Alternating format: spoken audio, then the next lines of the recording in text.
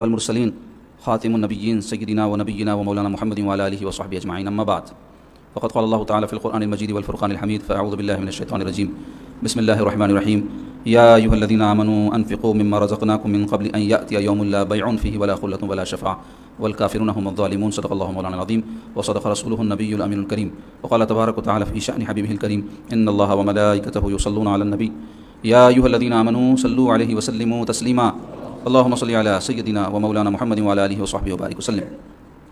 اللهم صل وسلم وبارك على حال محمد وعلى آل محمد. عزیز و بزرگوں دوستو، حاضرین و ناظرین، السلام علیکم ورحمۃ اللہ وبرکاتہ. عزیز و اللہ کے فضل و احسان سے ماہ رمضان کا ایک تہائی حصہ گزر چکا ہے، یعنی 30 دن میں سے 10 دن گزر گئے اور اب 20 دن باقی رہ گئے. تو جو دن گزر گئے اس کے حوالے سے ہم کو محاسبہ کرنا چاہیے کہ کس حد تک ہم نے ان ایام کی قدر کی اور جو حقوق ماہ رمضان کے ہم پر تھے ہم نے کس حد تک اس کو ادا کیا. ایک ہوتا ہے اپنی مرضی سے کوئی چیز کو گزارنا، ایک ہوتا ہے اللہ اس کے رسول کے حکم کے مطابق گزارنا.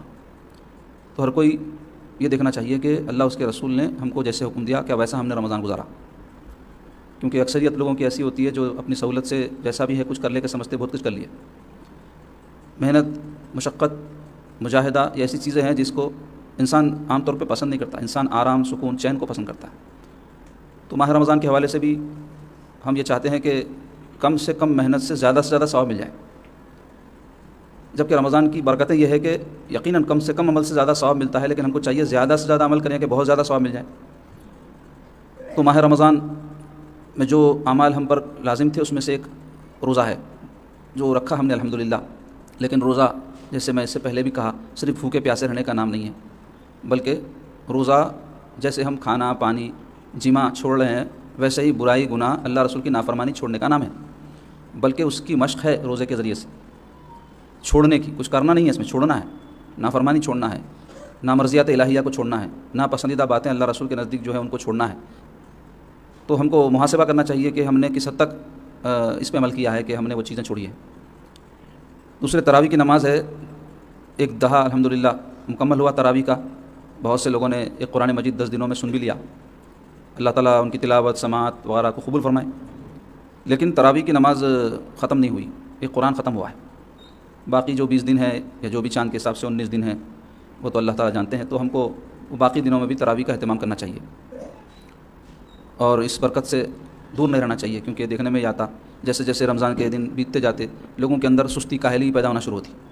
جبکہ ہونا یہ چاہیے کہ جو آنے والے دن ہیں اس میں زیادہ مستعدی ہونا چاہیے، کیونکہ وہ آنے والے دن گزرے ہوئے دنوں سے زیادہ برکت اور فضیلت والے ہیں. جیسا کہ آخری عشرے کے بارے میں تو آیا ہے کہ رسول پاک صلی اللہ علیہ وسلم اس کا بڑا اہتمام فرماتے تھے. انشاءاللہ اس کی تفصیل ہم آئندہ درس میں آپ کے سامنے بیان کریں گے کہ آخری عشرہ رسول اللہ صلی اللہ علیہ وسلم کیسے گزارتے تھے. تو عزیزان گرامی، ماہ رمضان کے اور بھی اعمال ہیں جو ہم کو انجام دینے ہیں، لیکن ضرورت اس بات کی ہے کہ پہلے اس حوالے سے ہم معلومات کر لیں کہ کیا کیا اور کام ہم کو کرنے ہیں. دوسرے یہ کہ پھر اس کے احکام سیکھیں اور اس کے مطابق عمل کریں. رمضان شریف کے بارے میں رسول پاک صلی اللہ علیہ وسلم نے جہاں فرمایا کہ یہ روزوں کا مہینہ ہے، تراویح کا مہینہ ہے، صبر کا مہینہ ہے، تو حضور نے بھی فرمایا یہ لوگوں کے ساتھ مواسات کا مہینہ ہے. مواسات کہتے ہیں غم خواری کرنے کو، غم بانٹنے کو، غم ہلکا کرنے کو. ایک اصطلاح ہے یہ شرعی جس کی بڑی فضیلت ہے اور بڑی تفصیل ہے. کسی کے ساتھ ہمدردی یا غم خواری کرنے کا ایک طریقہ ہوتا ہے قولاً، یعنی زبان سے، کہ کوئی آدمی غم میں مبتلا ہے، پریشان ہے یا تکلیف میں مبتلا ہے یا کوئی آزمائش سے گزر رہا ہے تو اس کو ہم تسلی کے 2 بول دیں، ہمت افزائی کر دیں، حوصلہ افزائی کر دیں. جیسے کوئی شخص بیمار ہے تو اس کو کہیں کہ بھائی آپ کو اللہ صحت دے دے گا، اچھے ہو جائیں گے آپ انشاءاللہ. کہیں کو پریشان ہو رہے ہیں، پھر دعائی یا کلمات بھی زبان سے نکال دیں کہ اللہ آپ کو صحت دے، اللہ آپ کی بیماری دور کر دے. تو یہ مواسات جو ہے قولی ہے. ایک مواسات ہوتا ہے عملی، یعنی اپنے اعضاء و جوارح سے کسی کے ساتھ مواسات کرنا. کوئی آدمی کو ہمارے کسی کام کی ضرورت ہے، ہم بلا معاوضہ وہ کام کر دیں، یا جو ہے کسی کے لیے بھاگ دوڑ کر کے اس کا کچھ کام کر کے دے دیں. جو بھی جسم سے، اعضاء سے کوئی کسی کی مدد کر سکتے ہیں تو وہ جو ہے عمل سے مواسات. اور ایک مواسات ہوتا ہے مال سے، یعنی کوئی مجبور ہے، محتاج ہے، پریشان حال ہے، مالی طور پہ مفلوق الحال ہے تو اس کی ہم مال سے مدد کریں. ضروری نہیں ہے کہ اس کو گود لے لیں اور پورا اس کی ذمہ داری اٹھائیں. پھول کی پتی صحیح بولتے ہیں ہمارے پاس، ایسا اگر کسی کی ہم ضرورت مند کی مدد کر سکتے ہیں تو کرنا چاہیے. اور حدیث پاک میں آیا ہے کہ آگ سے بچو، اگرچہ ایک سوکھا کھجور صدقہ دے کر بچ سکتے ہو. یعنی کچھ بھی اگر دے کر کسی کی پریشانی دور کر سکتے ہو تو کوشش کرو دور کرنے کی. البتہ اس میں یہ دیکھنا چاہیے کہ وہ مستحق تک پہنچے. تو مواصلات کی اس ماہ میں چونکہ بڑی فضیلت ہے، بڑی اہمیت ہے، تو ہم کو اس کا اہتمام کرنا چاہیے، قولاً بھی، عملاً بھی اور مالاً بھی۔ تو اسی حوالے سے آج ہم درس میں تنبیہ الغافلین کے صدقے کی فضیلت آپ کے سامنے بیان کریں گے۔ صدقہ صدق سے نکلا ہے، صدق کے معنی ہوتے ہیں سچائی کے، تو صدقے کو صدقہ اس لیے بولتے ہیں کہ یہ سچائی کے ساتھ دیا جاتا ہے، یعنی اللہ تعالیٰ کی خوشنودی کے لیے، تبھی وہ صدقہ ہوگا، ورنہ صدقہ کہہ لینے سے یا صدقہ کر لینے سے صدقہ نہیں ہوگا۔ اس میں نیت یہ ہو کہ یہ سچا صدقہ ہو، یعنی اللہ تعالیٰ کی خوشنودی اس میں مقصود ہو، اللہ کی رضا اور اخلاص کے ساتھ، یہ اللہ کی رضا کی طلب میں اور اخلاص کے ساتھ یہ کام کیا جائے۔ تو صدقہ جو ہے دو قسم کا ہوتا ہے، ایک صدقہ واجبہ ہے، ایک صدقہ نافلہ ہے۔ واجبہ بولتے واجب، نافلہ بولتے نفل۔ صدقہ واجبہ میں سب سے پہلے آتی ہے زکوٰۃ اور صدقہ فطر اور کفارات وغیرہ شریعت میں جو رکھے گئے ہیں کسی کام کے اوپر مالی طور پہ، یہ چالان جس کو کہتے ہیں، کفارات کہتے ہیں اس کو، یہ فلاں کام ہوگا تو اتنا دینا، نقصان بھرنا اس کا، تو وہ بھی واجبات میں آتا ہے۔ اس کے علاوہ منت وغیرہ کوئی کام کی کر لیے تھے، وہ کام بن گیا تو آپ کے اوپر واجب ہوگا کہ آپ وہ مالی طور پہ خرچ کریں۔ جیسے کوئی منت کرتا ہے یہ کام بن گیا تو میں مسجد میں اتنے دے دوں گا، یہ کام بن گیا تو میں صدقہ کسی کو پیسے اتنے دے دوں گا، یا یہ کام دین کا کر دوں گا، تو یہ سب بھی کیا ہے، جیسے ہی کام بنے گا آپ کے اوپر واجب ہو جائے گا کرنا۔ تو یہ صدقہ واجبہ کی چند مثالیں۔ اس کے علاوہ جو بھی ہے وہ نافلہ ہے، اور نافلہ جو ہوتا ہے وہ کسی کو بھی دیا جا سکتا ہے، یعنی کوئی اگر اس نیت سے کہ کسی مسلمان کا دل خوش ہو، کسی کو کچھ دے رہا ہے، یا پھر کوئی کھاتے پیتے آدمی کو بھی تحفے کے طور پہ کچھ دے رہا ہے، تو اصل میں وہ صدقہ ہی ہے۔ عام طور پہ صدقے کا لفظ جب استعمال ہوتا ہے تو لوگ سمجھتے ہیں غریبوں کو اور محتاجوں کو، یا پھر کوئی ایسی چیز جو گری پڑی قسم کی ہو وہ صدقہ مراد ہوتا ہے، ایسا نہیں۔ صدقہ تو بہت ایک بہترین جو ہے اصطلاح ہے شریعت کی، بڑی برکت والی اصطلاح ہے۔ تو اس میں البتہ جو صدقہ واجبہ ہے وہ صرف مستحقین اور غربا کو دیا جائے گا۔ البتہ نافلہ جو صدقہ ہے کہ آپ نے واجب نہیں ہے دینا، لیکن آپ اللہ کی خوشنودی کے لیے دے رہے ہیں، تو وہ کسی بھی خیر کے کام میں خرچ کریں تو کر سکتے ہیں۔ اس کے لیے ضروری نہیں غریب ہی کو دیا جائے، مسجد کو دے رہے ہیں، امام کو دے رہے ہیں، مرشد کو دے رہے ہیں، عالم کو دے رہے ہیں، پڑوسی کو دے رہے ہیں، غریب کو دے رہے ہیں، امیر کو دے رہے ہیں، یہ سب آپ کو ثواب ملے گا اس کا، اور یہ صدقہ نافلہ کے حکم میں آتا ہے۔ تو یہ تقسیم ہے صدقہ کی اصطلاحی۔ تو جو لوگ صدقہ واجبہ کے مکلف ہیں، یعنی زکوٰۃ ان کو دینا ہے یا اور بھی کوئی ان پہ ذمہ داری ہے شریعت کے حساب سے صدقہ واجبہ کی، تو وہ تو ان کو دینا ہی ہے، اگر نہیں دیں گے تو گناہ گار ہیں۔ اور زکوٰۃ کے حوالے سے تو کبیرہ گناہ ہے اگر کوئی مکلف ہوتے ہوئے، ایلیجبل ہوتے ہوئے زکوٰۃ نہیں دے رہا ہے۔ اور نافلہ کا حکم یہ ہے کہ نفل ہے، کوئی دے تو ثواب ہے، نہ دے تو کوئی گناہ نہیں ہے، لیکن اس کے دینے کی بڑی برکتیں ہیں، اور یہ اس واسطے اس کی برکتیں بیان کی گئی ہیں کہ وہ لوگ بھی جو زیادہ پیسے نہیں رکھتے کہ زکوٰۃ ادا کرنا ان پر واجب ہو، وہ بھی اس ثواب کو پالیں، یعنی جو کچھ بھی ان کے پاس ہے اس میں سے وہ کچھ نہ کچھ رائے خدا میں دیتے رہیں، کیونکہ دیکھو مال انسان کے نزدیک محبوب چیز ہے، جیسے جان محبوب ہے، اولاد محبوب ہے، مال بھی ایک محبوب ترین چیز ہے۔ تو مال کی ایسی محبت جو اللہ رسول سے دور کر دے، وہ محبت جو ہے ایک بت کے مانند ہے۔ جیسے کوئی پجاری بت کو پوجتا ہے، کئی لوگ ایسے ہیں جو مال کو اپنا بت بنا کے رکھتے ہیں، اور ہمیشہ مال جمع کرنا، مال اپنی جان پہ خرچ کرنا، اور اس کو ضرورت مندوں کو، محتاجوں کو، غریبوں کو نہ دینا یا اچھے کاموں میں خرچ نہ کرنا، ایسی ان کی طبیعت ہوتی ہے۔ تو وہ لوگ کیا کر رہے ہیں، اپنے مال کو اپنا خدا بنا لیے ہیں۔ ارے مال تو بہت بڑی چیز ہے، اللہ تعالیٰ تو فرمایا خواہشیں خدا بن جاتی ہیں، قرآن میں آیا افرأیت من اتخذ الہ ہوا، اے محبوب کیا آپ نے نہیں دیکھا کہ انہوں نے اپنی خواہشوں کو اپنا خدا بنا لیا ہے، الہ بنا لیا ہے۔ الہ کا لفظ آیا، معبود کا لفظ آیا، یعنی آدمی جب خواہشوں کے پیچھے دوڑتا ہے اور ہر خواہش کی تکمیل کے فراق میں رہتا ہے تو وہ شخص جو ہے اپنی خواہشوں کو خدا بنا لیتا ہے۔ خاص طور پہ جوانی میں ہوتا ہے ایسا، انسان کا دل چاہتا کہ اچھے اچھے کپڑے پہننا، سواریاں اچھی رہنا، اچھا کھانا، اسٹینڈرڈ آف لیونگ ہائی ہونا، یہ منع نہیں ہے، لیکن ایسا نہ ہو تو آدمی جو ہے سمجھے کہ میں ناکام ہوں اور جھنجھلاہٹ کا شکار ہو جائے اور اس کی تکمیل کے لیے حرام حلال کی پرواہ نہ کرے، یہاں پہ آ کے گڑبڑ ہوتی ہے۔ تو مختصر یہ کہ ہمارے دین میں یہ مال دینے کا حکم کیوں دیا گیا، اس واسطے کہ یہ مال کی محبت کا علاج، جو مال کی محبت کی بیماری ہے اس کا علاج ہے، یہ دوسرا کچھ بھی نہیں ہے۔ اگر کوئی مال روک کے نماز پڑھ لیتا ہوں بول رہا، مال روک کے تلاوت کر لیتا ہوں بول رہا، مال روک کے ذکر کرتا ہوں بول رہا، جہاد کر کے جان دے دیتا ہوں مگر مان لیتا ہوں بول رہا، تو اس کا خدا مال بن گیا۔ تو چاہیے کہ مال جو محبوب چیزیں خرچ کرے، تو اس کی محبت کم ہونے کا ایک ہی ذریعہ ہے کہ وہ خرچ کیا جائے۔ آدمی کو جس چیز سے اٹیچمنٹ رہتا ہے وہ چیز جب خرچ ہو جاتی تو وہ اٹیچمنٹ ختم ہو جاتا۔ تو اس واسطے ہمارے دین میں حکم دیا گیا، اور اس کے خرچ کرنے میں جو چیز رکاوٹ بنتی ہے وہ بخل کی خصلت ہے، بخل یعنی کنجوسی، اور کنجوسی مال کی محبت کی وجہ سے پیدا ہوتی ہے، تو اس کا علاج بھی اسی میں ہے کہ وہ مال خرچ کر دیا جائے جس کی وجہ سے اس کو بخل کی صفت پیدا ہوئی ہے۔ تو آئیے صدقے کے کچھ فضائل اس حوالے سے بیان کریں گے، اور یہ جو بھی فضائل بیان ہوئے ہیں اس واسطے ہوئے ہیں تاکہ ہم مال خرچ کریں۔ اب دیکھنے میں یارا ماشاء اللہ بعض لوگ اچھے خاصے رہتے، دوسروں کو دینے کی ان کی اہلیت رہتی، لیکن لینے سے باز نہیں آتے۔ تو لینا بھی انسان کی ضرورت ہے، لیکن کہاں لینا چاہیے، کہاں نہیں لینا چاہیے، کس سے لینا چاہیے، کس سے نہیں لینا چاہیے، اتنا تو انسان کے اندر انسانی بنیادوں پر لحاظ رہنا، ہر ایک کو جو ہے کترنا، ہر ایک کو لوٹنا، ایسی طبیعت انسان کی اگر بن جائے تو اس سے کیا ہوتا ہے، سخت دلی اور شقاوت دل میں پیدا ہوتی ہے جو انسان کے دین کو برباد کر دیتی ہے۔ یہ راستے سے ہٹ کے بیٹھو، جگہ نہ آتی، اٹھو وہاں سے، ادھر آؤ، آپ لوگ اندر آنے کے لیے جگہ بند ہو جا رہی، دروازے کے پاس سے اٹھو، ہمیشہ راستہ چھوڑ کے بیٹھنا آداب ہے. کہیں بھی ہو، مسجد میں ہو، گھر میں ہو، محفل میں ہو، مجلس میں ہو، یہ خیال رکھنا کہ راستے میں کوئی رکاوٹ نہ ہو، کیونکہ حدیث میں کیا آیا، راستے کی رکاوٹ دور کرنا بھی صدقہ بلکہ آیا. اب دیکھو پیسے خرچ ہو رہے ہیں کیا، تو صدقہ ایک ایسا کام ہے جو صرف مال سے نہیں بلکہ اللہ کی رضا کے لیے سچا کوئی کام کیا جائے اس کو صدقے کے حکم میں رکھا گیا. حدیث میں آیا مسکرا کر مسلمان سے ملنا صدقہ ہے. تو آپ بولو مسکرا کے مسلمان سے مل تو پیسے خرچ ہوتے کیا؟ نہیں ہوتے نا. صدقہ کیوں کہا گیا؟ صدقہ نیکی کو کھینچ کے لاتا ہے، مگر اس میں اصل بات یہ ہے کہ نیت اللہ تعالیٰ کی خوشنودی ہو. تو آئیے صدقے کے فضائل بیان ہوں گے. فقیر رحمۃ اللہ علیہ ابو اللہ سمرقندی جو اس کتاب کے مؤلف ہیں وہ فرماتے ہیں، حضرت ابو ذر رضی اللہ عنہ فرماتے ہیں، حضور پاک صلی اللہ علیہ وسلم کے جلیل القدر صحابی ہیں، کہ اسلام کا ستون نماز ہے. ہاں ستون بولتے پلر، پلر سے کیا ہوتا ہے، عمارت کھڑی ہوئی رہتی، پلر گیا عمارت گئی. اب یہاں بھی پلر آئے لیکن دیواروں میں ہونے سے نہیں دکھ رہے، بیچ میں نہیں ہے، لیکن عمارت ٹھہری ہوئی پلر پہ ہی ہے. جو باہر نکلے ہوئے اس سے دکھ رہے ہیں آپ کو، ایسے پلر آئی، ادھر بھی دیکھو منڈے باہر نکل گئی نہیں، تو یہ پلر سے عمارت ٹھہرتی. تو اسلام کی عمارت کیسے ٹھہری ہوئی ہے؟ نماز سے. جہاں مسلمان کوئی نماز چھوڑ رہا انہیں اسلام کے پلر کو کھود رہا، کمزور کر رہا انہیں. جہاد عمل کی چوٹی ہے، یعنی کوئی عمل انتہا کو اگر پہنچ سکتا ہے تو وہ جہاد. اس میں ہوتا کیا، جان جو محبوب ہے اللہ کے نام دے دیتے آپ، تو عمل کی چوٹی یعنی بلندی ہے. اور صدقہ ایک عجیب چیز ہے بول رہے ہیں آپ. ہاں عجیب بولے تو سمجھ میں نہیں آ سکتا، مگر اس کے کمالات ہے، اس کے اندر خوبیاں ہیں. صدقہ ایک عجیب چیز، اور صدقہ ایک عجیب چیز ہے. 3 مرتبہ فرمایا حضرت ابو ذر رضی اللہ عنہ. تو ایک سے زیادہ مرتبہ کوئی بات کیوں فرماتے؟ تاکید کے لیے. ان سے روزے کے متعلق سوال ہوا کہ روزے کا کیا حکم ہے، تو فرمایا ہاں نیک عمل ہے، بہت اچھا کام ہے وہ بھی، مگر فضیلت وہ نہیں، یعنی جو صدقے میں ہے.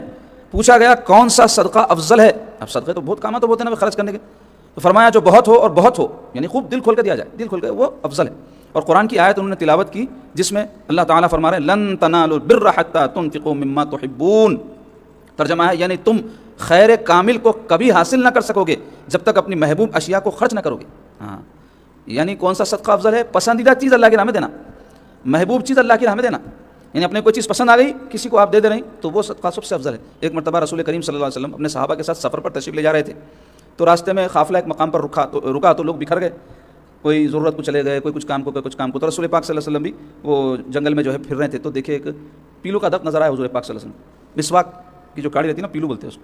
تو حضور پاک صلی اللہ علیہ وسلم جا کے اس سے ایک چھڑی توڑے اور وہ توڑ کے اس کو پھر 2 کیے.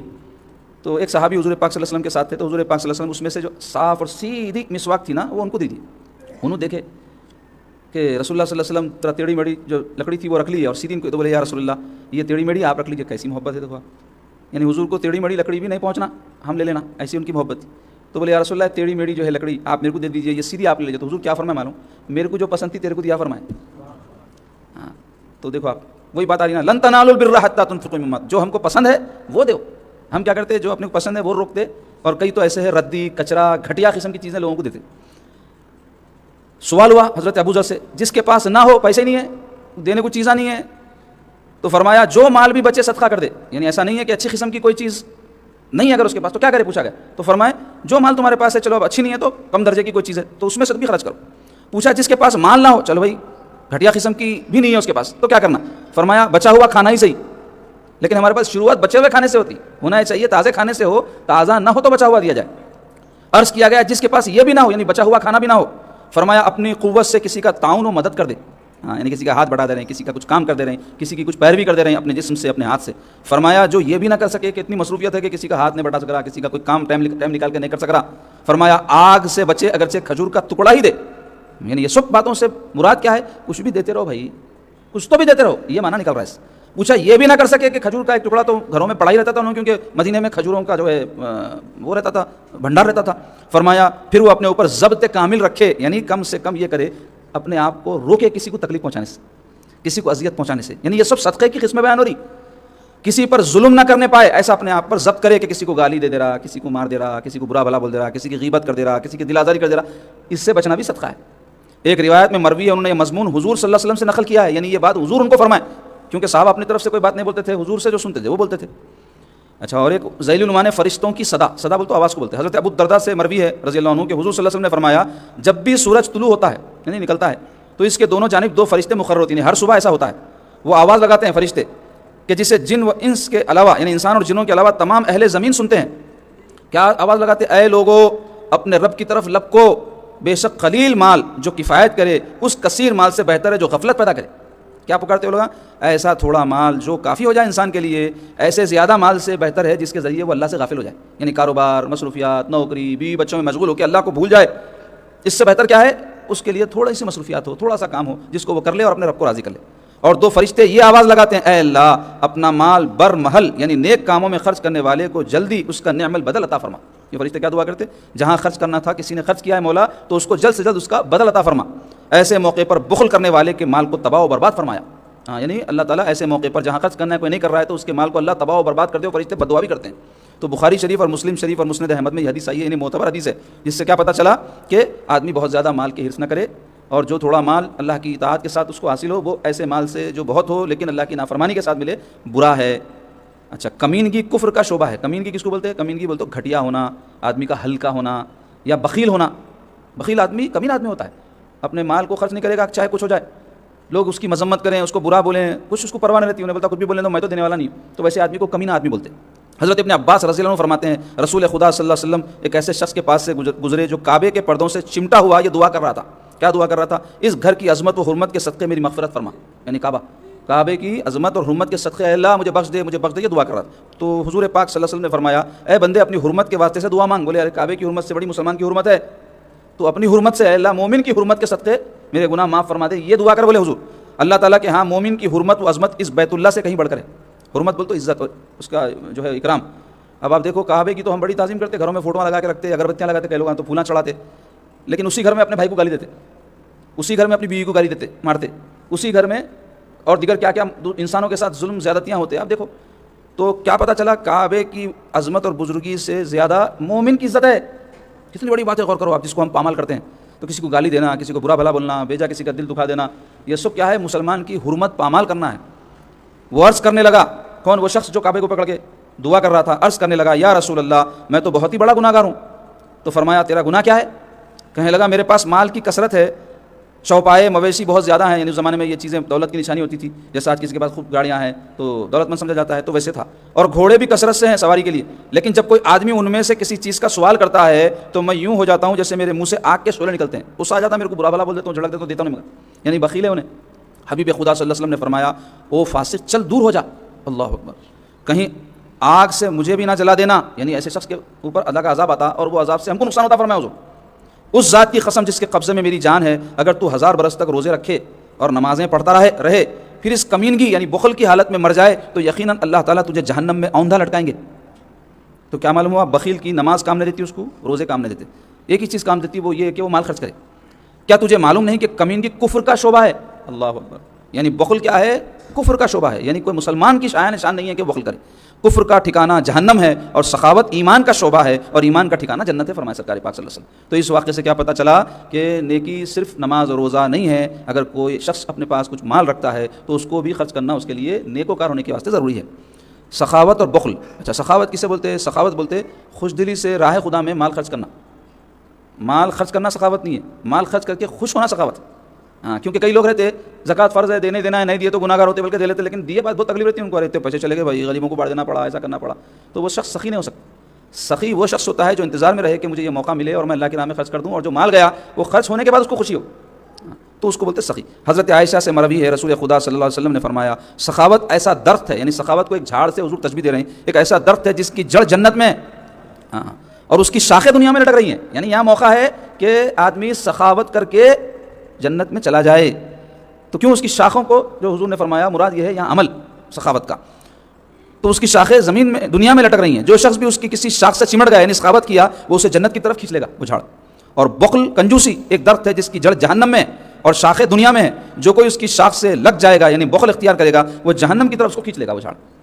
ایک حدیث میں ارشاد فرمایا بخیل اللہ سے دور، جنت سے دور اور لوگوں سے دور ہے اور جہنم کے قریب ہے، سخی اللہ کے قریب، جنت کے قریب، لوگوں کے قریب ہے اور جہنم سے دور ہے۔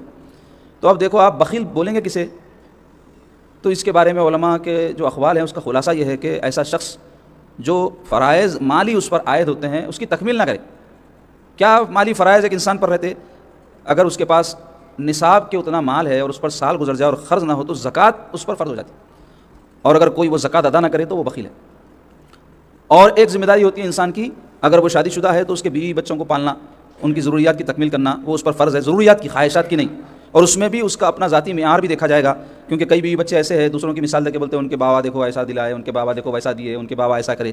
تو سوچنا یہ چاہیے کہ ہر ایک کا مالی معیار ایک جیسا نہیں رہتا، دوسروں کے بابا یہاں جو بھی کچھ رکھتے ہوں گے رکھتے اور دیے، ہر بابا ویسا ہی ہو ضروری نہیں ہے، البتہ بنیادی جو ضروریات ہے، کھانا ہے، کپڑا ہے اور مکان ہے، تعلیم ہے، اپنے معیار کے، اپنی آمدنی کے، اپنی اوقات کے مطابق باپ کا ذمہ ہے کہ وہ اپنے بچوں پر خرچ کرے اور بیوی پر شوہر خرچ کرے. اور ایسے ہی ماں باپ اگر مستحق ہوں اور خود اپنے طور پہ وہ کما کے کھا نہیں سکتے تو اولاد کے اوپر فرض ہے کہ ان کی ذمہ داری اٹھائے.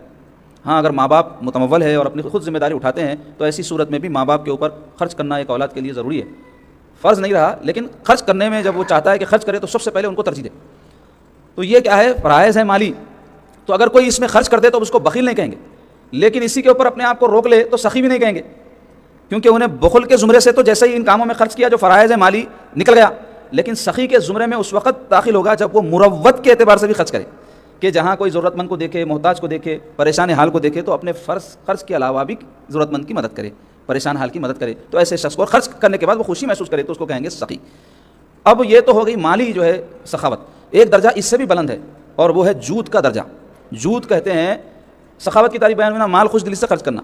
جود کہتے ہیں مال کے علاوہ بھی جہاں کوئی چیز کی ضرورت ہو خرچ کر دینا. مثلا کہیں کسی کی سفارش کرنے سے کسی کا کام بن جاتا ہے، آپ کے دو بول بولنے سے، تو وہاں سفارش کر دینا.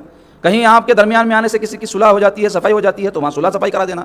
آپ کے پاس کوئی علم ہے، آپ دیکھتے ہیں فلاں شخص اہل ہے تو اس کو علم سکھا دینا. آپ کے پاس کوئی فن ہے، اس فن کو آپ دوسروں کو خوش دلی سے سکھا رہے ہیں تاکہ اس کے بھی لیے کوئی روزگار کا ذریعہ بن جائے، تو یہ بھی جو ہے جود ہے. تو جود کا دائرہ سخاوت سے بھی زیادہ وسیع ہے. اور حدیث پاک میں آیا ہے کہ میرے آقا صلی اللہ علیہ وسلم اجود الناس تھے. کیا تھے؟ اجود الناس. اجود کسے کہتے ہیں؟ جود جس میں ہوتا ہے اس کو کہتے ہیں جواد. اجود کہتے ہیں انتہائی درجے کا جود، یعنی جود کا کمال. اجود اس میں تفضیل ہے، جیسے ہم کہتے ہیں کبیر. کبیر کے معنی کیا ہوتے ہیں؟ بڑے. لیکن آپ اذان میں سنتے ہیں اللہ اکبر، اس کے معنی کیا ہوتے ہیں؟ اللہ کبیر نہیں ہے، اللہ سب سے بڑا ہے. تو ایسے ہی جود کے معنی ہوتے ہیں جو ضرورت کسی کی ہو اس کو پوری کرنا. اجود کہتے ہیں کہ جو جود میں کامل درجے کا ہو. اور رسول پاک صلی اللہ علیہ وسلم کا جود دیکھنا ہوتا تو صحابہ کہتے ہیں رمضان میں دیکھنے میں آتا. سرکار تو اجود تھے ہی. رمضان شریف میں رسول پاک صلی اللہ علیہ وسلم، حدیث شریف میں آیا ریح مرسلہ کا لفظ آیا ہے، تیز آندھی سے بھی زیادہ سخی ہو جاتے. ہاں، تیز آندھی جب چلتی تو کیا کرتی؟ ہر چیز کو اڑا کے لے جاتی نا. تو ویسا رسول اللہ صلی اللہ علیہ وسلم سب کچھ اللہ کی راہ میں خرچ کر دیتے. رسول اللہ صلی اللہ علیہ وسلم کی سخاوت کے بے شمار واقعات احادیث مبارکہ میں آئے ہیں. ایک موقع پر ایک جنگ میں اتنا زیادہ مال غنیمت حاصل ہوا کہ دو پہاڑوں کے بیچ کی جو کھلی جگہ ہوتی ہے، گھاٹی بولتے ہیں اس کو، وہ ساری جو ہے بکریوں سے، اونٹوں سے اور سونے چاندی سے بھر گئی تھی. جہاں تک نگاہ جا رہی تھی بکریاں، اونٹ سارے تھے، گایاں وغیرہ. تو رسول پاک صلی اللہ علیہ وسلم جو ہے تالیف قلب کے لیے نئے نئے جو لوگ مسلمان ہوئے تھے ان میں جو ہے وہ اونٹ، گائے، بکریاں وغیرہ تقسیم فرمائے. کسی کو 100، کسی کو 200، کسی کو 300. ایک شخص کو اتنے عنایت فرمائے کہ وہ سب کچھ لے کر کے جب اپنے قبیلے میں گیا تو قبیلے والوں کو پکار پکار کر کہنے لگا اے لوگو مسلمان ہو جاؤ، اس واسطے کہ محمد صلی اللہ علیہ وسلم اتنا عطا کرتے ہیں، اتنا عطا کرتے ہیں کہ اس کے بعد بخل کا، غربت کا، فخر کا کوئی خوف باقی نہ رہتا. غربت دور ہو جاتی انسان کی، ایسا عطا فرماتے. تو رسول پاک صلی اللہ علیہ وسلم اجود الناس تھے اور رمضان میں ریح مرسلہ کی طرح سخاوت فرماتے تھے. یہ سب باتیں کیوں بیان کی جا رہی ہیں؟ تاکہ ہم نہ صرف جو ہے اللہ کی راہ میں خرچ کرنے کے عادی بنے بلکہ رمضان شریف میں زیادہ سے زیادہ خرچ کریں. اب اس کو کہتے ہیں خرچ کرنے کو اصل میں انفاق. انفاق کا لفظ آیا ہے. انفاق کے تحت یہ صدقات، خیرات، زکوٰۃ سب اس کے تحت میں آتے ہیں. اصل میں خرچ کرنا تو ایک اصطلاح شریعت کی ہے. تو ایک مسلمان کو ہمیشہ خرچ کرنے والا یعنی دینے والا بننا چاہیے، کیونکہ رسول پاک صلی اللہ علیہ وسلم کیا فرمائے کہ اوپر والا ہاتھ نیچے والے ہاتھ سے بہتر. اوپر والا ہاتھ مطلب دینے والا، نیچے والا ہاتھ مطلب لینے والا. تو ہمیشہ کوشش یہ کرنا کہ کچھ دینے والے بنے. عادت رہنا یہ. لینے والے اگر بننے کی عادت ہو گئی تو آدمی کو جو ہے صرف ون سائڈ یہی سمجھ میں آتا کہ کوئی کچھ نہیں دیا تو انہیں میرے کو اچھا نہیں کرا، میرے کو اچھا نہیں کرا، ایسا خیال پیدا ہو کے اس کے اندر جو ہے بخل کی خصلت پیدا ہوتی. تو بہرحال یہ تمام گفتگو سے مقصود یہ ہے کہ ہم انفاق فی سبیل اللہ کے عادی بنیں. اگر ہم صاحب نصاب ہیں تو ضرور زکوٰۃ ادا کریں. صاحب نصاب نہیں بھی ہیں تو اللہ تعالیٰ کی خوشنودی کے لیے اللہ نے جو کچھ ہم کو دیا ہے وہ مما رزقناہم ینفقون، قرآن میں اللہ تعالیٰ فرما رہے ہیں، اور جو کچھ ہم نے ان کو عطا کیا ہے، جو کچھ ہم نے ان کو بخشا ہے اس میں سے خرچ کرتے ہیں. اللہ نے کسی کو مال دولت دیا، کسی کو کچھ صلاحیت دی، کسی کو کچھ دیا، کسی کے پاس علم ہے، کسی کے پاس طاقت ہے، کسی کے پاس کچھ ہے. اللہ تعالیٰ نے کسی کو نرا محروم نہیں بنایا. کسی کو کچھ دیا ہے تو کسی کو بہت کچھ دیا ہے، کسی کو کئی چیزیں ملا کے دی، کسی کو ایک چیز الگ الگ دی. تو یہ اللہ کی تقسیم ہے، اسی کو تقدیر کہتے ہیں. تو اس پر راضی بھی رہنا اور جو کچھ اللہ نے ہم کو صلاحیت دی ہے اس کو اللہ کی راہ میں خرچ کرنا. اب خرچ کرنے میں مالی طور پہ اگر خرچ کرنا چاہیں تو ترجیح حاصل ہے رشتہ داروں کو. رشتہ داروں پہ پہلے خرچ کرنا. سگا بھائی ہے، سگی بہن ہے، سگے جو پہلے رشتہ دار نمبر 1 درجے میں آتے ہیں ان کا پہلے حق ہے. زکوٰۃ بھی دی جا سکتی ہے ان کو، اللہ یہ کہ وہ سادات ہو. سادات اگر ہیں تو ان کو نہیں دی جا سکتی اپنے سگے بھائی بہن، لیکن سگے بھائی بہن کو پہلے دینا چاہیے زکوٰۃ کسی اور کو دینے کے بجائے. اس میں بھی پھر اگر سگا بھائی ہمارا سادات ہے اس کو نہیں دے سکتے تو دیکھنا کہ ہماری بھاوج ہے وہ غیر سادات ہے کیا.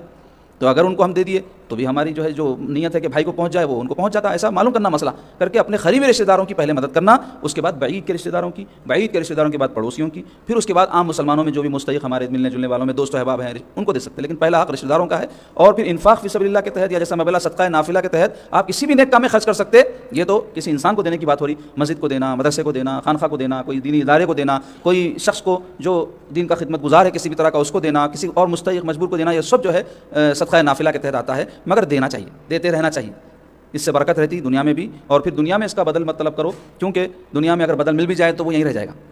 اخروی بدل کے آرزو مند رہنا, کیونکہ رسول پاک صلی اللہ علیہ وسلم کیا فرمایا, انسان کہتا ہے میرا مال میرا مال, حضور فرماتے جو کچھ انہیں کھایا وہ ختم ہو گیا, جو انہیں پہنا وہ پرانا ہو گیا, جو اللہ کی راہ میں بھیجا وہ باقی رہ گیا, فرمایا رسول اللہ صلی اللہ علیہ وسلم. ہم کیا سمجھتے ہیں ہمارے پاس جو کچھ جمع ہے وہ باقی ہے, وہ باقی نہیں ہے, وہ جائم ہو گیا. وہ باقی تو وہ ہے جو ہمارے ہاتھ سے نکل کے حدیث میں آیا ہے کہ اللہ کے ہاتھ میں پہنچ گیا, اور اللہ تعالیٰ جو کچھ دیا ہے اس کو بڑھاتے ہیں. حدیث میں آیا ایسا بڑھاتے ہیں کہ وہ احد پہاڑ کے برابر ہو جاتا, اور احد پہاڑ کا ڈائیمیٹر 7 کلومیٹر کا ہے, یعنی کثرت بتانے کے لیے وہ مدینے میں لوگوں کے سامنے تھا اتنا بڑا پہاڑ ہے, بلکہ اس بات ویسا فرمائے. مگر قرآن میں اللہ تعالیٰ کیا فرما رہے ہیں, مثل الذين ينفقون اموالهم في سبيل الله كمثل حبة انبتت 7 سنابل في كل سنبلة 100 حبة والله يضاعف لمن يشاء والله واسع علیم. کیا معنی اس کے, وہ مال جو اللہ کی راہ میں خرچ کیا گیا اس کی مثال ایسی جیسے کسی نے ایک دانہ بویا تو اس سے ایک کونپل نکلا اور اس میں پھر 7 کونپلیں, اور ہر کونپل میں 100 دانے, یعنی 700 گنا. یہ کثرت بتانے ہیں, ورنہ یہ 700 7000 70000 اللہ تعالیٰ کے خزانے ہیں, جس کو جو چاہے عطا فرما دے, اور اس کی برکت دنیا میں بھی دیکھنے میں آتی ہے, اور اخروی انعامات بھی اللہ نے اس کے لیے رکھے ہیں جس کے ہم کو حقیقت میں طالب ہونا چاہیے. اللہ تعالیٰ ہم سب کو نیک توفیق نصیب فرمائے اور اس کی راہ میں خوش دلی سے خرچ کرنے کی مرتے دم تک توفیق بخشے, اور جو کچھ ہم خرچ کریں اللہ تعالیٰ اپنے فضل سے اس کو قبول فرما لے. اب آئیے فقہی مسائل کے بیان میں, روزے کے احکام ہم پچھلے کچھ ہفتوں سے بیان کر رہے تھے, آج بھی انشاءاللہ کچھ ضروری احکام بیان کریں گے, اور پھر یہ روزوں کے احکام کا سلسلہ پورا ہو جائے گا. پھر آئندہ جو ہے اتوار کو آخری عشرے کی آمد کے پیش نظر جو بھی ضروری مسائل رہیں گے, اعتکاف وغیرہ کے ہے دیگر, وہ سارے انشاءاللہ آپ کے سامنے بیان ہوں گے. روزہ نہ رکھنے کے عذرات آج ہم بیان کریں گے, یعنی شریعت میں کب روزہ چھوڑنے کی اجازت دی گئی ہے, اور یہ جو چھوڑنا ہے یہ معاف نہیں ہوگا بلکہ بعد میں قضا کرنا پڑے گا. یہ ذہن میں رکھ لیں, چھوڑنے سے مراد چھوٹ گیا بولے تو ختم ہو گیا نہیں ہے, وہ اس وقت چھوٹ گیا بعد میں قضا ہے. پہلی صورت ہے سفر, یعنی اگر کوئی شخص مسافر ہے, چاہے وہ جائز سفر کر رہا ہو یا ناجائز سفر نہیں کرنا چاہیے کسی کو, برے کام کے لیے کوئی سفر کر رہا تو وہ سفر ناجائز ہے, لیکن کوئی بھی سفر ہو, اب شریعت اجازت دی ہے تو سفر میں بس اجازت ہے. تو سفر خواہ جائز ہو یا ناجائز, بے مشقت ہو, یعنی پلین سے جا رہے ہیں, ٹرین سے جا رہے ہیں, گاڑی میں جا رہے ہیں تو مشقت نہیں رہتی, پیدل چلنے میں یا اونٹ گھوڑے وغیرہ پہ جانے میں جو مشقت ہوتی وہ یہ سواریوں میں نہیں ہوتی. تو بے مشقت ہو جیسے ریل کا, یا با مشقت ہو جیسے پیدل, لیکن بے مشقت سفر میں روزہ رکھنا افضل ہے, واجب نہیں رہا اس پہ, لیکن رکھ لیا تو اچھا ہے.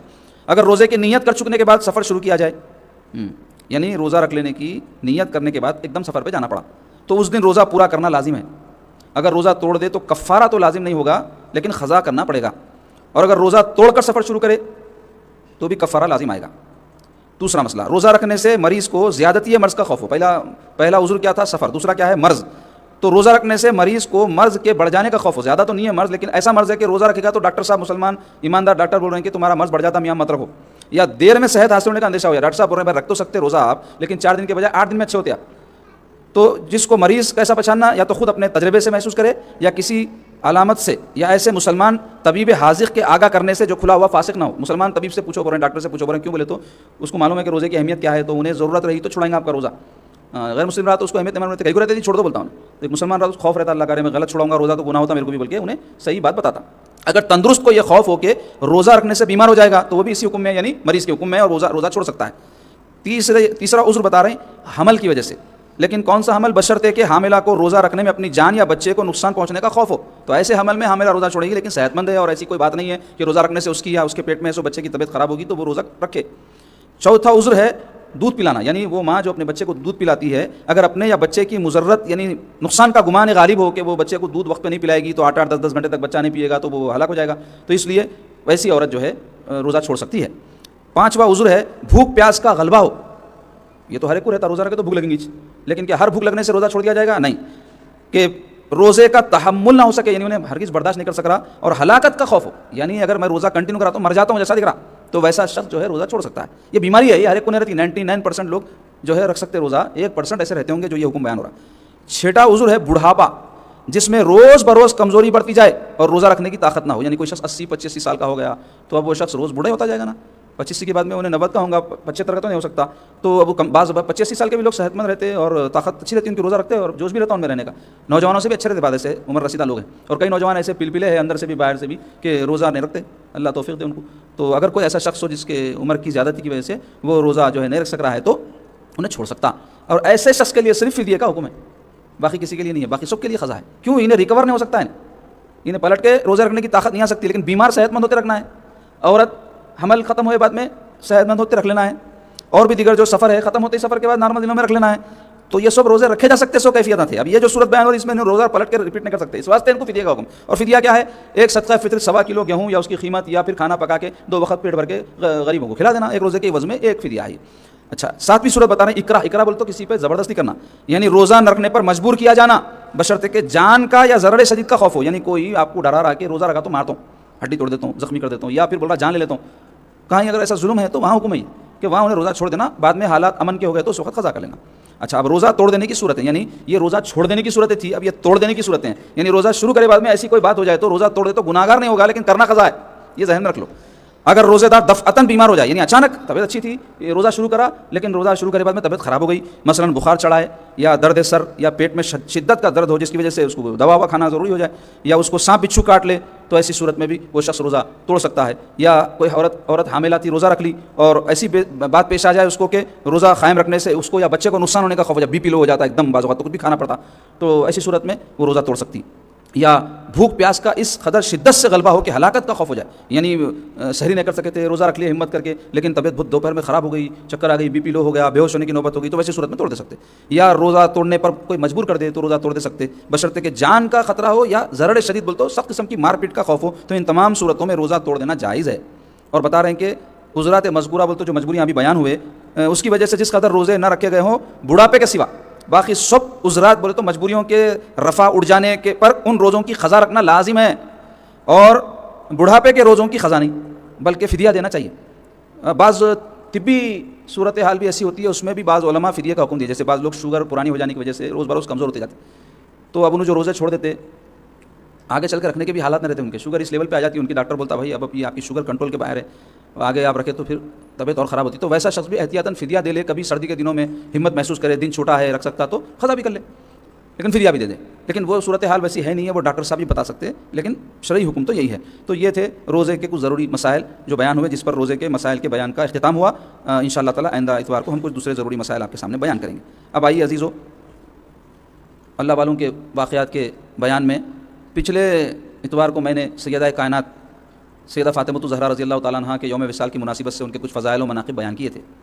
آج 11 رمضان ہے، کل 10 تھی، اور 10 کا یوم سیدہ کی والدہ سیدہ خدیجۃ الکبریٰ رضی اللہ تعالیٰ عنہ کا یوم وصال تھا. یہ بڑی عظمت والی بی بی ہیں، بڑی پاک باز، بڑی عظیم شان بی بی ہیں. یہ سرکار پاک صلی اللہ علیہ وسلم کی زوجیت کا شرف جس کو نصیب ہو جائے اس کا کیا مقدر ہے آپ اندازہ لگاؤ. اس کے علاوہ بھی سیدہ خدیجۃ الکبریٰ کے بڑے فضائل، بڑے مناقب ہیں. سرکار پاک صلی اللہ علیہ وسلم کی ساری ازواجی محترم ہیں اور مومنوں کی مائیں ہیں روحانی. لیکن سیدہ خدیجۃ الکبریٰ رضی اللہ عنہ کی شان بڑی بلند اس واسطے ہے کہ آپ پہلی مسلمان ہیں، پہلی مسلمان. سب علماء اس پہ متفق ہے کہ مردوں اور عورتوں میں سب سے پہلے اسلام قبول کرنے والی بیوی آپ. پیارے آقا صلی اللہ علیہ وسلم جب پہلی وحی نازل ہوئی اور حضور پاک صلی اللہ علیہ وسلم اپنے گھر اقدس میں تشریف لائے اور اپنی نبوت کا اظہار حضور پاک صلی اللہ علیہ وسلم نے جب سیدہ کے سامنے فرمایا تو سب سے پہلے آپ نے حضور کا کلمہ پڑھا. تو آپ مردوں پر بھی فوقیت لے گئی، یہ شان آپ کی ہے. دوسرے یہ کہ حضور پاک صلی اللہ علیہ وسلم کے ازواج میں محبوب ترین زوجہ آپ ہیں کہ حضور پاک صلی اللہ علیہ وسلم فرمائے کہ اللہ تعالیٰ نے ختیجہ کی محبت میرے دل میں ڈال دی ہے، اور جب تک سیدہ ختیجہ حضور پاک صلی اللہ علیہ وسلم کی زوجیت میں رہیں حضور پاک صلی اللہ علیہ وسلم دوسری شادی نہیں فرمائی. ان کے انتقال کے بعد ضرورتاً حضرت بی بی سودا رضی اللہ تعالیٰ سے حضور نے فرمایا، کیونکہ بی بی فاطمہ الزہرا چھوٹی تھی، ان کی دیکھ بھال کے لیے کس کی ضرورت تھی. پھر بعد میں دیگر تقاضوں کے تحت حضور پاک صلی اللہ علیہ وسلم نے سیدہ عائشہ اور بی بی حفصہ وغیرہ دیگر اپنی جو ازواج مطہرات ہیں ان سے عقد فرمایا. لیکن سیدہ ختیجہ جب تک عقد میں رہی اس وقت تک رسول پاک صلی اللہ علیہ وسلم کسی اور عورت سے نکاح نہیں فرمائے. حالانکہ عورتوں کو جمع کرنا یعنی ایک سے زیادہ نکاح کرنا تو ہماری شریعت میں اجازت ہے، اور رسول اللہ صلی اللہ علیہ وسلم کے لیے تو 11 ازواج تک کی اجازت تھی. تیسری بات یہ ہے کہ اسلام کی آپ سب سے بڑی مددگار رہی. اب سب سے بڑی مددگار کیوں بول رہا ہوں میں آپ کو؟ اس واسطے کہ ایک تو آپ عورت ذات تھی، اس کے باوجود آپ مردوں سے زیادہ سبقت لے گئی اس میں. دوسرا یہ کہ ایسے وقت میں آپ نے رسول پاک صلی اللہ علیہ وسلم کے دین کی مدد کی ہے جس وقت گنتی کے لوگ اسلام میں داخل ہوئے تھے. اسلام کے ابتدا کا جو زمانہ تھا وہ بڑا سخت زمانہ تھا، مدینہ طیبہ میں آ کر کے جنگیں ہونگے ہونے کے بعد جب مسلمانوں کو فتوحات ہوئی اور پھر آگے چل کر کے تو فتوحات میں کثرت ہوئی تو مال و دولت کے انبار لگ گئے اور لوگوں کی تعداد لاکھوں میں پہنچ گئی حضور کے زمانے کے اختتام تک تو. لیکن جس وقت اسلام کا حضور نے اظہار فرمایا تھا ایک حضور دوسرے بی بی خدیجہ.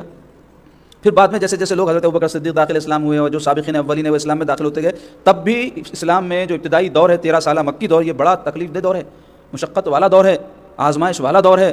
سیرت کی کتابیں آپ اٹھا کر مکی دور کے پڑھیے, روح آپ کی کانپ جائے گی جو ظلم مسلمانوں پر کیے گئے. آپ کا آنکھ اور دل رو پڑے گا جو تکالیف یہ مقدس صحابہ اکرام نے اسلام کی خاطر برداشت کر کے یہ اسلام پھر بعد میں ہم تک پہنچایا. تو ویسے میں سب سے بڑی اگر کوئی مددگار عورتوں میں تھی تو سیدہ خدیجۃ الکبریٰ اور مردوں میں حضرت ابو طالب اور پھر دیگر صحابہ میں ابوبکر صدیق, حضرت علی وغیرہ جو سابقین اولین ہیں وہ سب آتے ہیں. لیکن سب سے بڑے حامی مردوں میں اگر کوئی تھے تو وہ ابو طالب تھے جو رسول پاک صلی اللہ علیہ وسلم کو ہر وقت جو ہے مددگار کے طور پہ حضور کے ساتھ رہے.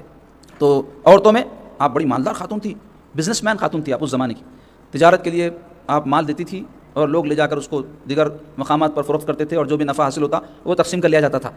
رسول پاک صلی اللہ علیہ وسلم سے بھی آپ کا رابطہ اسی حوالے سے ہوا. سرکار پاک صلی اللہ علیہ وسلم کہ جب امانت اور دیانت کے چرچے عام ہوئے تو سیدہ خدیجہ رضی اللہ عنہ تک بھی یہ بات پہنچی تو وہ کیا کی کہ رسول پاک صلی اللہ علیہ وسلم سے پارٹنرشپ کر لی اور حضور پاک علیہ السلام سے کہی کہ آپ محنت کیجئے, مال میرا ہوگا. حضور پاک صلی اللہ علیہ وسلم ملک کے شام تشریف لے گئے اور وہاں جا کر کے تجارت کی تو ان کے میسرہ نام کے جو ہے ایک غلام حضور کی خدمت میں رہے. وہ وہاں رسول پاک صلی اللہ علیہ وسلم کے معاملات وغیرہ جو دیکھے, حضور کی جو معجزات اور حضور کی جو اخلاق کی اعلیٰ کرداری کو دیکھے تو وہ آ کر کے جو ہے حضرت خدیجہ کو جب بتلائے تو ان کے دل میں حضور پاک صلی اللہ علیہ وسلم کے لیے قدر و منزلت پیدا ہوئی اور بعد میں چل کے وہ محبت میں بدل گئی. اور بی بی خدیجہ 2 مرتبہ بیوہ ہو چکی تھی اور ایسی رئیس خاتون تھی اور ایسی پاک باز خاتون تھی کہ ان سے شادی کے لیے عرب کے بڑے بڑے سردار آرزومند تھے. لیکن آپ انکار کرتی تھی کہ میرے بچے ہیں, میرے کو ان کی دیکھ بھال کرنا ہے, میں شادی کروں گی تو میری وہ ذمہ داریاں اچھی طرح سے میں پورے نہیں کر سکوں گی. لیکن جب سرکار پاک صلی اللہ علیہ وسلم کے اوصاف, کمالات اور حضور کے جو ہے ایمانداری, دیانتداری کو انہوں نے دیکھا تو اللہ تعالیٰ نے ان کے دل میں رسول پاک صلی اللہ علیہ وسلم کے لیے نکاح کا جذبہ پیدا کر دیا.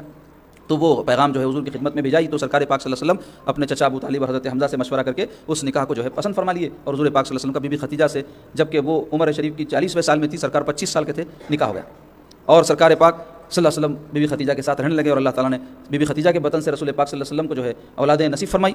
تو سرکار پاک صلی اللہ علیہ وسلم کی انہوں نے مال سے اور اپنے قول سے ہر موقع پر مدد فرمائی تو سب سے بڑی مددگار رہی اور اپنی دولت حضور پاک صلی اللہ علیہ وسلم پہ بے دریغ انہوں نے خرچ کی. اور ان کے فضائل میں آیا ہے کہ ایک مرتبہ جبرائیل علیہ السلام حضور پاک صلی اللہ علیہ وسلم کی خدمت اقدس میں حاضر ہوئے اور کہنے لگے یا رسول اللہ یہ خدیجہ ہیں آپ کے لیے توشہ لے کے آ رہی ہیں. حضور پاک صلی اللہ علیہ وسلم غار ہرا میں تشریف لے جاتے تھے, وہاں عبادت میں مشغول رہتے تھے, کئی دن تک تشریف لے لاتے تھے. تو بی بی خدیجہ غار ہرا تک چڑھ کے پہنچتی تھی حضور کی خدمت میں اور رسول پاک صلی اللہ علیہ وسلم کے لیے توشہ لے کے جاتی تھی. اور وہ ایک دن توشہ لے کے آ رہی تھی تو جبرائیل آ کے بولے یا رسول اللہ یہ خدیجہ آ رہے ہیں توشہ لے کے, ان کو میرا اور اللہ تعالیٰ کا سلام پہنچا دیجیے. سبحان اللہ, معمولی بات ہے کہ باہر گاہ خداوندی سے ان پر سلام آ رہا ہے, کیسی شان ہے. کوئی مرشد اپنے مرید کو سلام کر دے دل خوش ہو جاتا, کوئی عالم کسی عام آدمی کو سلام کر دے دل خوش ہو جاتا. سرکار پاک صلی اللہ علیہ وسلم کی ایسی مقدس زوجہ کہ فرشتوں کے سردار جبرائیل اور تمام کائنات کے خالق و مالک اللہ تعالیٰ ان پہ سلامتیاں بھیج رہے ہیں. اور ان کے بارے میں بشارت دی رسول پاک صلی اللہ علیہ وسلم نے کہ اللہ تعالیٰ نے ان کے لیے جنت میں ایک محل بنایا ہے جو موتی کے خبوں والا ہے, گنبدوں والا, اور ایسا صاف و شفاف ہے کہ ادھر کا حصہ ادھر اور ادھر کا حصہ ادھر نظر آئے. ایسا ٹرانسپیرنٹ محل ہے اور ایک ایسا محل ہے یہ ان کے لیے کہ جہاں نہ کوئی شور ہوگا, نہ غوغا ہوگا, نہ کوئی پکار ہوگی, یعنی سکون اور اطمینان کی جگہ جو اللہ تعالیٰ کو عطا فرمائے گا. اور سرکار پاک صلی اللہ علیہ وسلم فرمایا جنت کی جتنی عورتیں ہیں ان میں 4 عورتیں برگزیدہ ترین ہیں, یعنی سب سے زبردست اور اعلیٰ درجے کی عورتیں ہیں. ان میں ایک ہے بی بی مریم حضرت عیسیٰ کی والدہ, دوسرے بی بی آسیہ فرعون کی بیوی, تیسرے بی بی خدیجۃ الکبریٰ رضی اللہ تعالیٰ اور چوتھے ان کی شہزادی فاطمہ الزہرا رضی اللہ تعالیٰ. یہ 4 بیویوں کی صحیح حدیث پاک میں یہ فضیلت بیان ہوئی ہے. اس کے علاوہ رسول پاک صلی اللہ علیہ وسلم کی جتنی اولادیں ہوئی حضرت ابراہیم علیہ السلام کو چھوڑ کر جو بی بی ماریا رضی اللہ تعالیٰ عنہ سے تھے ساری حضرت بی بی خدیجہ کے بدن سے ہوئی اور آپ کے نسل پاک کا سلسلہ بی بی خدیجہ کے توسط سے چلا سرکار پاک صلی اللہ علیہ وسلم کا. اور آپ کا وصال جو ہے اعلان نبوت کے 10ویں سال ہوا. 7 سال سے نبوت کے اعلان کے 10 سال تک کفار بائیکاٹ کر دیے تھے تمام مسلمانوں کا اور خاندان قریش کا. تو یہ سارے قبیلے کے لوگ جا کر کے پہاڑوں میں رہنے لگے اور بڑی مشقت اور تکلیف, بڑی تفصیل ہے کہ زندگی انہوں نے وہاں گزاری. اور 3 سال یہ سلسلہ جاری رہا ظلم و زیادتی کا. 3 سال کے بعد جب یہ سلسلہ ختم ہوا اور مکہ مکرمہ کے شہر میں حضور پاک صلی اللہ علیہ وسلم اپنے خاندان کے ساتھ واپس تشریف لائے تھے کہ چند دن میں 2 بڑے حادثے پیش آئے رسول اللہ صلی اللہ علیہ وسلم کے لیے. ایک تو بی بی خدیجہ کا وصال ہو گیا جو حضور کی محبوبہ تھی, دوسرے حضرت ابو طالب کا وصال ہو گیا. تو یہ دونوں بڑے حامی تھے سرکار پاک صلی اللہ علیہ وسلم کے اور حضور کو ایسا صدمہ پہنچا کہ پیارے آقا صلی اللہ علیہ وسلم اپنے گھر کے باہر تشریف میں لے جاتے تھے, گھر میں رہتے تھے. اور حضور پاک صلی اللہ علیہ وسلم اعلان فرما دیے تھے کہ یہ جو سال ہے, عربی میں سال کو جو ہے عام بولتے ہیں, عین الف میم عام, عام الحزن, غم کا سال بول کے ڈکلیئر کر دیا, غم کا سال عام الحزن بول کے آیا. تو حضور پاک صلی اللہ علیہ وسلم وہ سارے سال میں غمزدہ رہے کیونکہ بہت بڑا صدمہ تھا بی بی خدیجۃ الکبریٰ کا انتقال. تو آپ ایسی پاکیزہ بی بی اور ایسی حضور پاک صلی اللہ علیہ وسلم کی دلجوئی کرنے والی، حوصلہ افزائی کرنے والی، تبلیغ کے دوران جو مشقتیں اور تکالیف حضور کو برداشت کرنی پڑتی تھی، اس میں حضور پاک صلی اللہ علیہ وسلم کو ہمت افزائی فرمانے والی بی بی تھی کہ کیا کہنا آپ کا۔ رسول پاک صلی اللہ علیہ وسلم جب پہلی وحی نازل ہوئی اور سرکار پاک صلی اللہ علیہ وسلم کے اوپر ایک عجیب کیفیت طاری ہوئی، تو حضور جب غار حرا سے اپنے گھر میں تشریف لائے اور اس خدشے کا اظہار فرمایا کہ مجھے اپنی جان کا خوف محسوس ہو رہا، تو اس پر جو ہے بی بی ختیجہ کیا کہیں معلوم رسول پاک صلی اللہ علیہ وسلم سے، آپ کو کچھ بھی نہیں ہو سکتا فرمایا، کیوں؟ آپ غریبوں کے مددگار ہیں، آپ بے بسوں کے بس ہیں، بے کسوں کے کس ہیں، آپ مہمان نواز ہیں، آپ تکلیف کسی کو ہوتی ہے تو اس کی مدد کرتے ہیں۔ یہ سرکار کے اوصاف کی ایک فہرست انہوں نے بیان کر دی اور حضور پاک صلی اللہ علیہ وسلم کو تسلی دلائی۔ اور جیسا میں ابھی بیان کیا، کھانا لے کر کے، توشہ لے کر کے وہ پہاڑ پہ چڑھ کر کے جاتی تھی جناب، جہاں مردوں کو چڑھنا محال ہے، مشقت اتنی ہے وہاں پہ، لیکن حضور کی ایسی محبت ان کے دل میں تھی۔ تو یہ پاکیزہ بیویوں کی زندگیاں ہمارے لیے مشعل راہ ہیں، خاص طور پہ ہماری ماں اور بہنوں کے لیے، کہ کیسی پاکیزہ زندگی انہوں نے گزاری، کیسی اپنے شوہر سے محبت، کیسا حضور کا ادب۔ اب کئی بیویاں بولتے ہیں او بھائی وہ رسول اللہ صلی اللہ علیہ وسلم تھے، ارے بھائی رسول اللہ صلی اللہ علیہ وسلم یقیناً تھے، رسول پاک صلی اللہ علیہ وسلم تو اعلان نبوت 40 سال کے بعد فرمائے نا بھائی، لیکن حضور پاک صلی اللہ علیہ وسلم کی شادی تو حضور کی 25 سالہ عمر شریف میں ہو گئی تھی، تو 15 سال تک تو حضور پاک صلی اللہ علیہ وسلم اعلان نبوت کے بغیر رہے نا ان کے ساتھ، تو اس وقت کیا خدمت نہیں کرتی تھی بی بی ختیجہ؟ نبی ڈکلیئر ہوئے بلکہ خدمت کری، کیا نہیں شوہر ہے بلکہ کی تھی۔ اب ایک اضافی چیز سرکار کی شان تھی، اعلیٰ اخلاق تھے اور نبوت تھی، وہ تو نبوت بعد میں ظاہر ہوئی۔ تو بتانا کیا چاہ رہا ہوں کہ ہم کو یہ چیزیں سیکھنا، خاص طور پہ عورتوں کو چاہیے اپنے شوہروں کی فرما بردار اور اپنے شوہر کا ادب کرنے والی ہوتی ہے مسلمان خاتون، اس کے ساتھ ہمدردی کا جذبہ رکھنے والی ہوتی ہے، اچھے برے وقت میں ساتھ دینے والی ہوتی ہے۔ یہ خصلتیں ہماری عورتوں میں نہیں ہونے سے آج ہمارے خاندان ٹوٹ جا رہے ہیں، برداشت نہیں کر رہے ہیں، اچھے کے ساتھی بنے ہوئے خالی تکلیف کے ساتھی نہیں ہیں۔ مرد کو بھی چاہیے عورت کی تکلیف کا احساس کرے، اس کی ذمہ داریاں اٹھائے، اس کے حقوق ادا کرے، اس کو خوش رکھنے کی کوشش کرے، ادھر سے بھی ہونا چاہیے سلوک۔ لیکن اس موضوع کی مناسبت سے میں اپنی ماں اور بہنوں سے کہوں گا کہ اپنے شوہروں کی قدر کرو، ان کی خدمت کرو، اللہ واسطے کرو، ایسا نہیں کہ یہ کرے تو یہ مل دینا، وہ کرے تو وہ دینا، یہ سودے بازی یہی ہے۔ محبت جو ہے سچی اگر ہوتی ہے تو اس میں کوئی بدلے کی امید نہیں ہوتی۔ ہاں جہاں محبت میں کمی ہو وہاں آدمی سودے بازی شروع کرتا ہے کہ یہ کرے تو ہم کو کیا ملا، وہ کرے تو کیا ملا۔ محبت تو تقاضا کرتی ہے کہ ہم جس سے محبت کرتے ہیں اس پہ بے دریغ خرچ کریں، اس کے ساتھ بغیر کسی معاوضے کے سلوک کریں، یہ تقاضا ہے محبت کا۔ اللہ تبارک و تعالیٰ ہم سب کو نیک توفیق عطا فرمائے۔ عزیزوں کو ضروری اعلانات سماعت کر لیں، یہاں خانقاہ شریف میں روزانہ تراویح کے بعد 10 بجے سے کچھ دیر ذکر اور بیان کا سلسلہ ہے، جو لوگ بھی استفادہ کرنا چاہتے ہیں اس میں شرکت کریں انشاءاللہ تعالیٰ۔ 20 رمضان المبارک مطابق 10 مارچ کو بضمن یوم شہادت مولا کائنات سیدنا علی المرتضیٰ رضی اللہ تعالیٰ عنہ و بضمن عرس شریف دادا بزرگوار حضرت سید شاہ غلام سمنانی صاحب قبلہ رحمۃ اللہ علیہ سالانہ مجلس بارگاہ شجاعیہ عیدی بازار میں شام 4 بجے سے مقرر ہے، جس میں مجلس درود شریف، قرآن خوانی، ختم قرآن، فاتحہ خوانی ہوگی اور تمام حاضرین کے لیے افطار و تناول طعام کا اہتمام رہے گا۔ اور اسی دن یعنی 10 مارچ کو رات 9:30 بجے سے بارگاہ شجاعیہ میں بین الاقوامی جلسہ قراءت قرآن مجید منعقد ہوگا، جس میں مصر کے قراء شرکت کریں گے اور اپنے مخصوص لہن میں تلاوت قرآن مجید کی سعادت حاصل کریں گے۔ آپ لوگ خود بھی شریک ہو، اپنے دیگر اہل و عیال اور احباب کو بھی اس میں شریک کروائیں تاکہ قرآن پاک کی مخصوص قراءت سے ہم محظوظ ہوں، اور اپنے محلوں کی مساجد میں بھی آپ لوگ ائمہ خطبہ حضرات سے اپیل کریں کہ 10 مارچ کے جلسے کا اعلان کریں تاکہ لوگ جو ہے اس سے مستفید ہو سکیں۔ اس کے علاوہ انشاءاللہ تعالی جامع مسجد شجاع چار مینار میں ہر سال کی طرح اس سال بھی آخری عشرے میں 10 مارچ سے اعتکاف اجتماعی کا اہتمام رہے گا، جس میں تعلیم، تربیت وغیرہ کا نظم رہے گا۔ تو جو حضرات بھی اس میں شریک ہونا چاہتے ہیں وہ مجلس کے اختتام پر شاہین نگر کے حبیب صاحب کے پاس اپنے فون نمبر لکھا دیں، اور اس میں کوئی اگر 1 دن 2 دن یا کچھ وقت کے لیے بھی شریک ہونا چاہتے ہیں اعتکاف میں تو وہ شریک ہو سکتے ہیں اور اس کے برکات سے مستفید ہو سکتے ہیں۔ اور انشاءاللہ تعالی آئندہ اتوار کو بھی ہمارا درس ہے، اس کے بعد کبھی اتوار 2 اتوار آ رہے رمضان میں جاری رہے گا۔ اور آخری ایک اعلان یہ ہے، جیسا اس سے قبل میں نے کیا، کہ جو صاحبین بھی یا جو خواتین بھی اپنی زکوٰۃ ادا کر رہے ہیں ان سے میری اپیل ہے کہ اپنے زکوٰۃ کا بڑا حصہ تو اپنے رشتہ داروں پہ خرچ کریں، 25% ہمارے خانقاہ کے فنڈ میں جمع کریں تاکہ آپ کے برادران اور ہمشیرگان جو طریقت ہیں ان پر جو ہے وہ زکوٰۃ کا آپ کا حصہ خرچ ہو، کیونکہ طریقت کے تعلق سے یہ بھی حق ان کا ہے کہ ان کی جو ہے مدد ہم کریں۔ اللہ تبارک و تعالی ہم سب کو نیک توفیق عطا فرمائے، خیر و برکت سے نوازے، ماہ رمضان کے حقوق کو ادا کرنے کی اللہ ہم کو توفیق نصیب فرمائیے، ماہ رمضان کے برکتوں سے ہم سب کو سرفراز فرمائیے۔ مولا یہ استغفار کرنے، توبہ کرنے اور آپ کے حضور میں گر گڑانے کا مہینہ ہے، ہم کو اے اللہ ان کاموں کے کرنے کی توفیق نصیب فرمائیے اور ہماری توبہ کو قبول فرمائیے، ہمارے صدقات و خیرات کو قبول فرمائیے، ہمارے روزوں کو، تراویح کو قبول فرمائیے، اور دیگر ہمارے نیکی کے جو بھی کام انجام دیے ہیں گو کہ وہ آپ کی بارگاہ کے قابل نے اپنے فضل سے اپنے حبیب کے صدقے میں قبول فرما لیجیے۔ اے اللہ جو کوتاہیاں اس ماہ کے حوالے سے ہم سے ہو رہی ہیں اس کو معاف فرمائیے، سستی کاہلی سے ہم کو محفوظ رکھیے، ہمت اور استقامت ہم کو نصیب فرمائیے۔ مولا تعالیٰ جو بیمار ہیں ان کو صحت و عافیت عطا فرمائیے۔ اے اللہ جو لوگ محتاج ہیں، پریشان حال ہیں اور مصائب میں مبتلا ہیں ان کی پریشانیوں کو دور فرمائیے۔ اے اللہ امت مسلمہ پہ رحم فرمائیے، اے اللہ امت مسلمہ پہ کرم فرمائیے، اے اللہ امت مسلمہ کے ایمان کی، جان و مال کی، عزت و آبرو کی حفاظت فرمائیے۔ اے اللہ مغضوب و ظالمین اور دشمنان اسلام صہیونی طاقتوں سے مسلمانوں کی حفاظت فرمائیے۔ اے اللہ امت مسلمہ میں اتحاد و اتفاق پیدا فرمائیے۔ اے اللہ ہمارے مسلمان بھائی جہاں کہیں پریشانی کے عالم میں ان کی پریشانی کو دور فرمائیے۔